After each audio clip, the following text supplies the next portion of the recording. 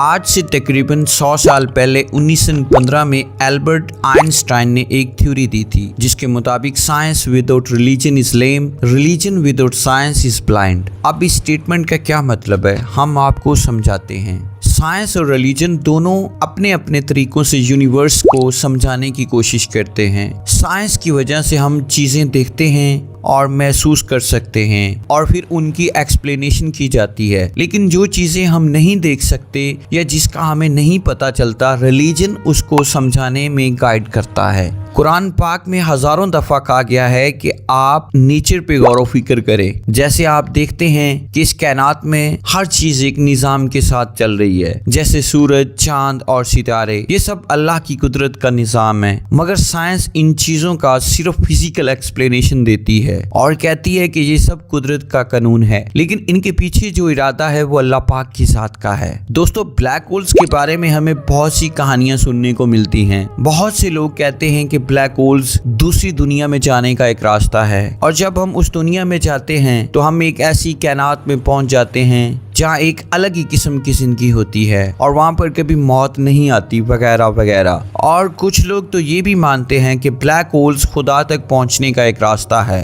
लेकिन दोस्तों ये सब सिर्फ लोगों की कहानियां हैं और कुछ नहीं। तो इस वीडियो में हम आपको ब्लैक होल्स के बारे में सही कंसेप्ट देंगे। आइंस्टाइन ने जो थ्योरी 1915 में दी थी उसके मुताबिक अगर कोई भी चीज इतना ज्यादा मास इकट्ठा कर ले कि उसका साइज बिल्कुल छोटा हो जाए तो उसके अंदर बहुत ज्यादा ग्रेविटेशनल फोर्स होती है। इसका मतलब ये है कि हर वो चीज जो इसके इर्द गिर्द हो उसे अपनी तरफ खींच लेगी। ये ग्रेविटेशनल फोर्स इतनी स्ट्रांग होती है कि ना सिर्फ इंसान बल्कि रोशनी भी उसके असर से बाहर नहीं आ सकती। जब कोई चीज इस हालत में आ जाती है तो हम उसे ब्लैक होल कहते हैं। दोस्तों, हम इसको और इजी और सिंप्लीफाई करते हैं। ऐसा सोचो कि जैसे एक वैक्यूम क्लीनर है जो सब चीजें अपने अंदर खींच लेता है, मगर ये वैक्यूम क्लीनर इतना पावरफुल है कि इसके अंदर से रोशनी भी नहीं निकल सकती। यही ब्लैक होल का कंसेप्ट है। तो दोस्तों, ब्लैक होल एक ऐसी जगह है जहां पर इतनी ज्यादा ग्रेविटी होती है कि कुछ भी, चाहे वो लाइट हो या कोई और चीज, उसमें से बाहर नहीं आ सकती। आपको पता है कि रोशनी कितनी तेजी से चलती है? 3 लाख किलोमीटर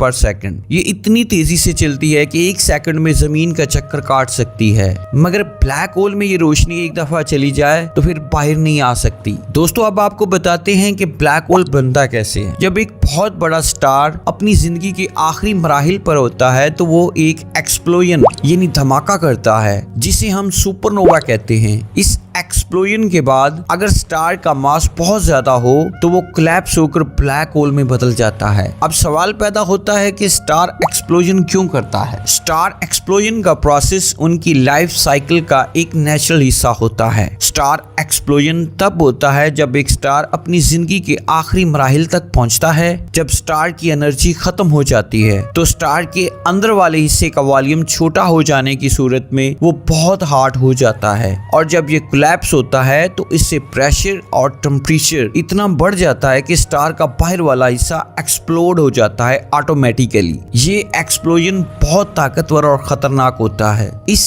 स्टार एक्सप्लोजन के बाद कुछ स्टार्स ब्लैक होल में तब्दील हो जाते हैं। अब आपको बताते हैं कि ब्लैक होल जमीन से कितना दूर है। दोस्तों, ब्लैक होल की दूरी जमीन से अलग अलग है, लेकिन सबसे नजदीक का ब्लैक होल जैसे V616 मोनोसिरोटिस कहते हैं, ये ऑलमोस्ट 3000 लाइट ईयर्स दूर है। इसको अगर किलोमीटर्स में डिफाइन करें तो एक लाइट ईयर वो डिस्टेंस होता है जो रोशनी एक साल में ट्रेवल करती है, जो कि ऑलमोस्ट 9.46 ट्रिलियन किलोमीटर्स के बराबर है। ब्लैक होल हमसे बहुत दूर है, इसलिए हमें इसे कोई डायरेक्ट डेंजर नहीं है। हमारे मिल्की वे गैलेक्सी में ऑलमोस्ट 100 मिलियन से लेकर 1 बिलियन तक ब्लैक होल्स हो सकते हैं। ये ब्लैक होल्स अलग अलग साइजेस के होते हैं, कुछ छोटे और कुछ सुपरमैसिव होते हैं जो कि हमारी गैलेक्सी के सेंटर में हैं, लेकिन उनका पता लगाना और उन्हें देखना आजकल की मॉडर्न टेक्नोलॉजी के होते हुए भी काफी चैलेंजिंग है। दोस्तों, ब्लैक होल की ग्रेविटी इतनी स्ट्रांग होती है कि कुछ भी, चाहे वो लाइट हो या कोई और चीज, इसके पास नहीं आ सकती। सपोज अगर ब्लैक होल्स के पास कोई चीज आती है, चाहे वो कुछ भी, सपोज एक प्लेन ही ब्लैक होल के पास आ जाता है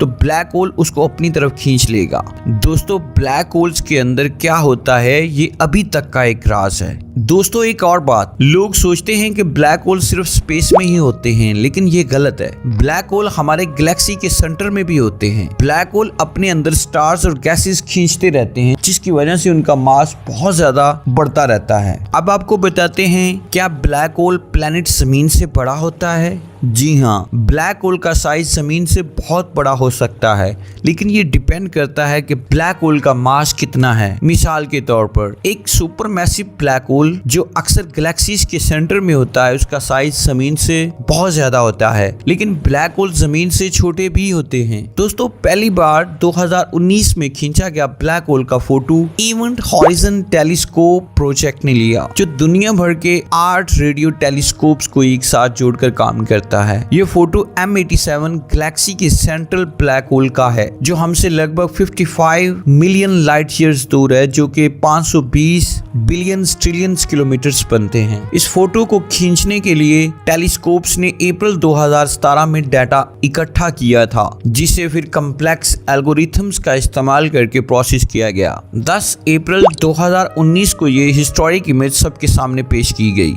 जो ब्लैक होल के इवेंट हॉरिजन या शैडो को दिखाती है। इस तरह से ब्लैक होल्स का कंसेप्ट न सिर्फ साइंटिफिक नजरियात में बल्कि इंसानी तसव्वुर में भी बहुत जरूरी है।